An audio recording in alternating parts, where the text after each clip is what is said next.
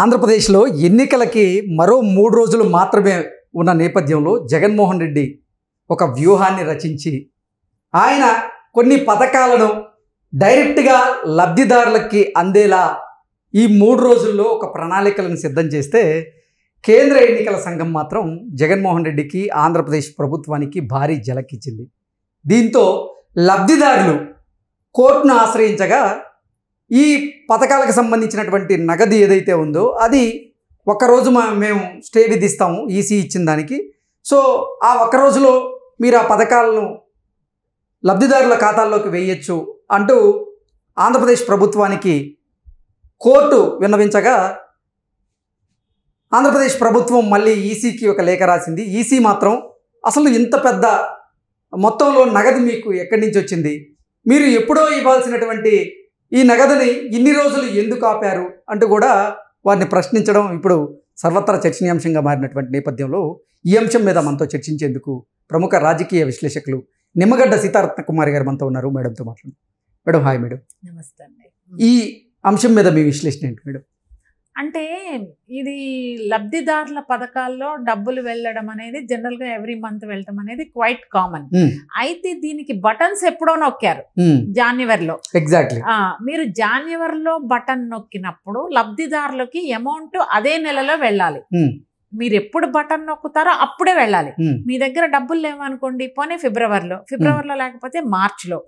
అయితే మీరు ఎప్పుడో బటన్ నొక్కి ఇప్పుడు డబ్బులు ఇస్తున్నారు అంటే అందులో రాజకీయ కోణం దాగి ఉంది అనేది ఏ చిన్న పిల్లవాడిని అడిగినా కూడా చెప్పే విషయం ఇది. ఎందుకంటే అసలు ప్రజాధనాన్ని ప్రజలకే నేరుగా అందజేసి ఆ ధనం ద్వారా ఓట్లు కొనుక్కోవాలని జగన్మోహన్ రెడ్డి ప్రయత్నాలు చేస్తున్నారంటూ కూడా ప్రతిపక్ష నేతలు ఆరోపణలు చేస్తూ ఉన్నారు పెద్ద ఎత్తున. అంటే ఇక్కడ ఒకటి ఏంటంటే దట్ ఈస్ మంత్లీ బెనిఫిట్, వాళ్ళ స్కీమ్స్ ప్రకారం వాళ్ళు ఇస్తున్నారు. సో ఇది ఒక ప్రాసెస్ ప్రకారం సిస్టమాటిక్ గా వెళితే గనక ఈ రోజున ఈ సమస్య ఉత్పన్నమయ్యేది కాదు.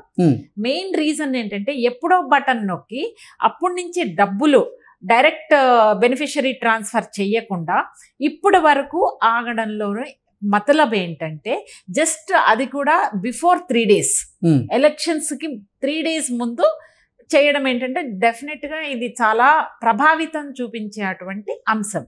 అందుకనే ప్రతిపక్షాలు కూడా దీన్ని అపోజ్ చేస్తున్నాయి. మీరు దాంతో ఏంటంటే వీళ్ళు కోర్టుకి వెళ్ళడం అనేది జరిగింది. కోర్టుకి ముందుగా ఎవరు వెళ్ళారు? లబ్ధిదారులు వెళ్ళారు. సో వాళ్ళకి రావాల్సిన అమౌంట్స్ గురించి లబ్ధిదారులు వెళ్ళినప్పుడు ఏం చేసిందంటే ప్రభుత్వం తరపున లబ్ధిదారుల కోరిక మేరకు హైకోర్టు ఏం చేసిందంటే 1 day స్టే విధించి ఒక్క రోజులోనే రిలీజ్ చేయాలి. 11th, 12th, 13th చేయకూడదు, ఈ రోజు ఒక్కరోజే చేయాలి అని చెప్పేసి ఖచ్చితంగా చెప్పింది. ఎలక్షన్ కమిషన్ దీన్ని ఓటు బ్యాంకింగ్ కొనడం లాగానే అట్రాక్ట్ చేయడం కోసం జస్ట్ 3 days బిఫోర్ రిలీజ్ చేస్తున్నారని ఎలక్షన్ కమిషన్ ఒక భావనలో ఉంది. సో మళ్ళా రాష్ట్ర ప్రభుత్వం ఎలక్షన్ కమిషన్ కి ఇన్ఫర్మేషన్ ఇచ్చింది. సో ఇప్పుడు $1 million క్వశ్చన్ ఏంటంటే ఎలక్షన్ కమిషన్ ఏ నిర్ణయం తీసుకుంటుంది, ఈ ఇష్యూని ఏ విధంగా చూస్తుంది, వీళ్ళు దీన్ని ఏ టైం లోపల దీన్ని ఇన్ఫర్మేషన్ ఇస్తారు. ఎందుకనంటే ఇవాళ time with in bank time లోపల ఇస్తేనే ఫండ్స్ ట్రాన్స్ఫర్ అవుతాయి, లేదు అంటే కనుక మళ్ళీ రేపటి డేట్లో అవుతాయి. అంటే ఎలక్షన్ డేట్ కి క్లోజ్ డేట్ అయిపోతుంది. 13th ఎలక్షన్స్ కదా, anyway 12th Sunday, 11th Saturday. So రేపు ఈవెన్ దో సెకండ్ సాటర్డే అయినప్పటికీ కూడా కొన్నిసార్లు ఆర్టీజీఎస్ ఏంటంటే దేశంలో ఏ ఒక ప్రాంతానికి సెలవు ఉన్నా హాలిడే ఉన్నా కూడా ఏదో ఒక దాంట్లో ఆర్బీఐ ఆర్టీజీఎస్ కనుక వర్క్ చేస్తే కనుక అవి మళ్ళీ రేపు పడడానికి అవకాశం ఉంది, పడకపోవడానికి కూడా అవకాశం ఉంది. ఒకవేళ పడితే దాని పర్యవసానాలు డెఫినెట్ గా అధికార పార్టీకి ఫేవర్ గా ఉండడానికి అవకాశం ఉంది. సో దీన్ని ఆ కోణంలో నుంచి ఆలోచించవలసినటువంటి అంశం ఇది. సో ఇప్పుడు just before 3 days, just before 2 days transfer చేయడం అనేది కరెక్ట్ కాదు. ఇది ప్రభావితం చేస్తుంది ఓట్లని. మీరన్నట్టు ఇందాకడ ప్రభుత్వం డబ్బులతోటి ఓట్లను కొనుగోలు చేయడం అనేది జరుగుతుంది. ఇది అలాగే చూస్తారు ఇప్పుడు దాన్ని. మీరు జస్ట్ 13th అయింది, you can transfer on 14th early morning, first hour లో మీరు చేయొచ్చు కదా. ఇది ఇన్ని నెలలు ఆపారు కదా మీరు. జనవరిలో బటన్ నొక్కినటువంటి ప్రభుత్వం జగన్మోహన్ రెడ్డి గారు ఫిబ్రవరి ఆగారు, మార్చ్ ఆగారు, ఏప్రిల్ ఆగారు, మేకు వచ్చాము. ఇంకొక రోజు ఆగండి, జస్ట్ 3 days ఆగితే 14th మార్నింగ్ మీరు వేయచ్చు కదా. ఎందుకు మీరు తొందరపడుతున్నారు, అందులో రాజకీయ కోణం ఉంది, ప్రలోభ పెట్టే అవకాశం ఉందనేది చాలా క్లియర్గా కనిపిస్తుంది. ఈ యాంగిల్లో ఏ చిన్న పిల్లవాడిని అడిగినా కూడా ఇది ప్రలోభ పెట్టడానికే అని ఆంధ్రప్రదేశ్లో ఏ చిన్న 10 ఏళ్ల దాటిన పిల్లాడిని అడిగినా ఈ విషయాన్ని చెప్తారు. సో దీన్ని చాలా సీరియస్గా ఆలోచించాల్సినటువంటి అంశం. అయితే హైకోర్టు ఏ విధంగా ఏ దృష్టితో దీనిని చూసి తీర్పు ఇచ్చింది అనేది వాళ్ళ యాంగిల్లో కూడా కొంత పాజిటివ్ ఉండి వాళ్ళు చెప్పారేమో. ఎందుకంటే కోర్టు తీర్పుల్ని, కోర్టు స్టేట్మెంట్స్ని మనం తప్పు పట్టలేము. కానీ ఆంధ్రప్రదేశ్లో ఎవరిని అడిగినా కూడా ఇది ప్రలోభ పెట్టడానికి అవకాశం ఉందని చెబుతున్నారు.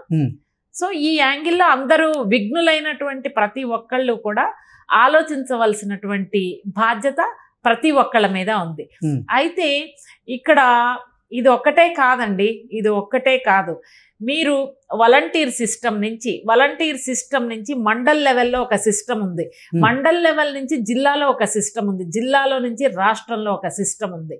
ఇది చాలా మీరు క్లియర్గా వినండి, క్లారిటీగా వినండి. ఈ సిస్టమ్ మొత్తం కూడా గవర్నమెంట్ ప్రతి నెల జీతాలు ఇస్తుంది. వీళ్ళు సొంతంగా జగన్మోహన్ రెడ్డి గారి సైన్యం ఇది. వీళ్ళు ప్రజాసేవ ముసుగులో వాలంటీర్ సిస్టమ్, వాళ్ళ పైన మానిటరింగ్ చేసే మండల సిస్టమ్, జిల్లా సిస్టమ్ నుంచి రాష్ట్ర సిస్టమ్ ఉంది. దీనికి 100 కోట్లు ఖర్చు పెట్టారు. ఇది అంతా కూడా వైఎస్ఆర్సీపీకి అనుకూలంగా బెనిఫిట్ అయ్యే విధంగా ప్రభుత్వం తీసుకున్న నిర్ణయం ఇది. మనం అనుకుంటున్నాం ఈ ఒక్క బటన్ నొక్కి 3 రోజుల ముందు వేస్తే లబ్ధిదారులకు కుదురుతుందని. ప్రభుత్వ ఖజానా నుంచి ప్రభుత్వ సొమ్ముని రాబోయే ఎలక్షన్స్కి వైఎస్ఆర్సీపీకి ఏ విధంగా లబ్ధి చేకూరుతుంది, ఏ విధంగా బెనిఫిట్ అవుతుంది అనే దిశగా జగన్మోహన్ రెడ్డి గారు ఖజానా నుంచి డబ్బులు ఖర్చు పెట్టి అధికారంలోకి రావడానికి ప్రయత్నిస్తారు.